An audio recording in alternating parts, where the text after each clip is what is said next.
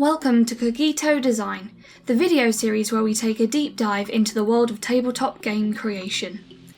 When you ask a non-gamer to think of a board game, what would spring to their mind? The answer is fairly unsurprising. They would most likely think of one of these. These are all hugely successful board games that have sold in their millions. They are also almost universally derided by the modern board gaming community. However, there's something else that each of these games have in common. Something from a game design perspective. They all use the same exact game mechanic. The mechanic that must not be named. The dreaded roll and move.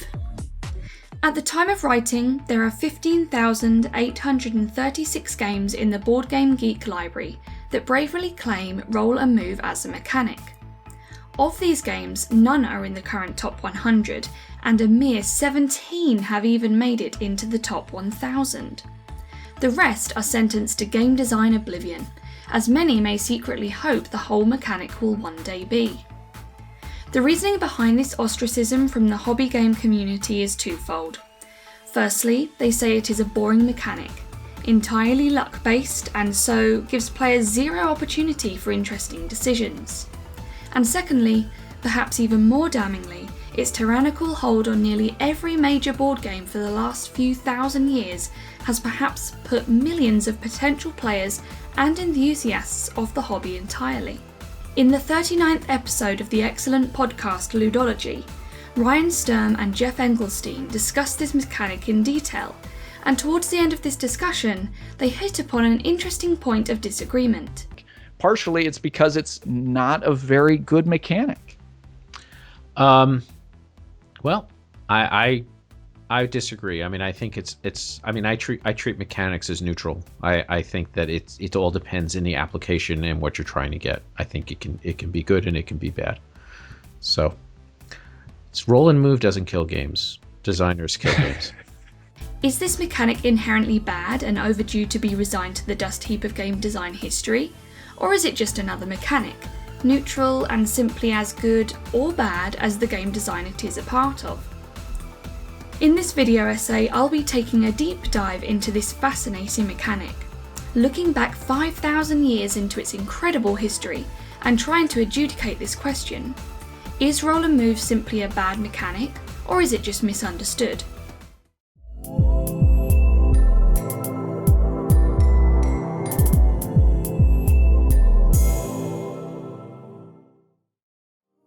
In many ways, the history of roll and move is the history of board games. The oldest known board game dates back potentially over 5,000 years to the time of the ancient Egyptians. Its name was Senet. We are not 100% sure on the rules of this game, but given its longevity, it's likely to have had many different rule sets.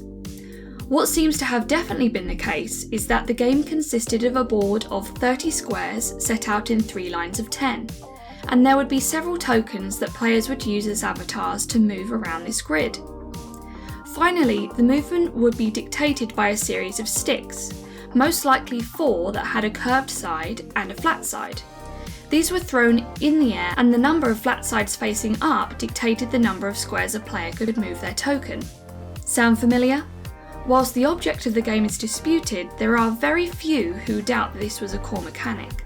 5,000 years ago in ancient Mesopotamia, 2 more roll and move games emerged, and now rudimentary dice began to replace the flattened disc of Senet. The first is the legendary royal game of which deserves a video of its own. This game involved the rolling of 4-sided tetrahedron dice with markings on 2 of the 4 corners. The amount of marked corners facing upwards indicated the value of your roll and the number of spaces you could move one of your pieces. The object of this game was to move all 7 of your pieces off the board before your opponent could do the same. Added to this, the centre of the board was the combat area, where if you landed in the same space as an opponent's piece, you could return that piece to the start.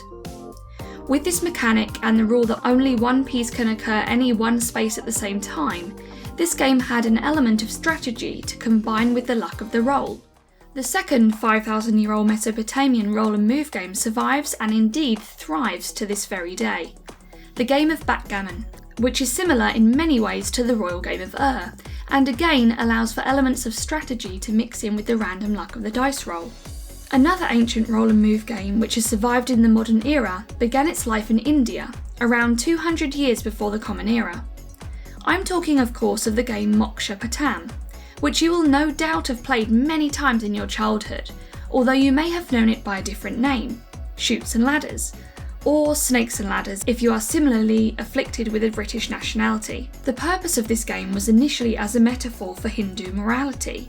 As a side note, coincidentally, Monopoly also started life as a moral fable, but more on that in a future video. The ladders represented virtues and the snakes vices, echoing the karmic beliefs of the religion. The forwards and backwards style of the gameplay itself resembles the concept of samsara, the cyclical nature of existence, where one's Atman repeatedly reincarnates into a new body after death until one achieves moksha, a freedom from the tyranny of samsara. Moksha Patam is entirely luck-based. The roll of the die dictates the movement of your avatar, and you have zero abilities to mitigate its judgments. This clearly removes all decision-making from the game, which is not ideal for scintillating gameplay, but it does allow the game one very interesting trait. It is perfectly balanced. It doesn't matter if you are 50 or 5, if you've played the game 100 times or never at all. Your chances of victory in any given game will always be equal. So, with such a rich and interesting history, why has this ancient mechanic so fully fallen out of favour in the modern age? There are numerous reasons for this issue. The first being echoed by the game Moksha Patam. The mechanic is entirely luck-based, and in many ways it's the wrong kind of luck. As game designers, there are two types of luck or randomness we are interested in: pre-luck and post-luck, sometimes referred to as input and output randomness. The distinction between the two lies in how the randomness or luck affects the gameplay. Does something random happen and then you act upon it? Or does something random happen which concludes or decides the outcome? To give an example, in Eldritch Horror, you must roll dice to attempt to overcome challenges, and whilst you can mitigate these rolls by powering up your character, the dice themselves will always have the final say. This is post-luck or output randomness. Whereas, in a game like Rajas of the Ganges, you roll your dice first, and only then does the gameplay start. The dice you rolled were random, but how and where you choose to place them is within your own power. Similarly, when you draw cards in deck building games, the cards you draw are fairly random, but how you use those cards once you have your random hand is up to you. It is generally regarded that pre-luck is more favourable in game design than post-luck, as it provides the excitement and balance from randomness that we want without removing the juicy decisions and agency from the players. Roll and move is a decidedly post-luck experience. In most of the games where it is used, you roll and then you move. The decision is made for you. If Sid Meier was correct that a game is a series of interesting choices, then Chutes and Ladders is not actually a game at all. Another reason this mechanic is so detested by hobby gamers is down to the extent it has been used across the history of board games. Nearly all major board games of the last 100 years have had this mechanic at their heart. From Candyland to Monopoly, Cluedo to Trivial Pursuit, roll and move is an overabundant and ever-present presence in family board games, with such games rarely changing more than the occasional switching out of the dice for a spinner of some kind. These games may very likely lie at the heart of the rage many hobby gamers feel for this mechanic. It has been forced upon them in millions of branded versions of Monopoly, and may very well therefore have put people off the hobby and deprived us of other players in our gaming groups. For many people, the mere suggestion of a board game triggers a memory of one of these games, and then a polite decline. They are the reason there is still an element of judgment around our hobby, and as such, the whole mechanic deserves to be punished. Just look at what people have to say about the game of Monopoly on Board Game Geek. Honestly, my problems with Monopoly are that it's too random, too long, with player elimination. And you roll dice to move around the board. That's almost a kid's mechanism, and yet we as adults tolerate it because we've always played Monopoly. So, with all this animosity, is there any hope for this ancient mechanic? Have we overreacted to some poorly designed games, or has an evil mechanical tyrant finally been felled? Well, it's not so simple. There are reasons why roll and move has been so pervasive in board games, and at the risk of being hung, drawn and quartered in the comments section, okay, I'm just going to say it. It might not even be a truly terrible idea to consider using it in your next game design. Are you still with me? So, what are the advantages of this detested mechanic? Well, the first is one I mentioned earlier. It is a very powerful way to balance a game.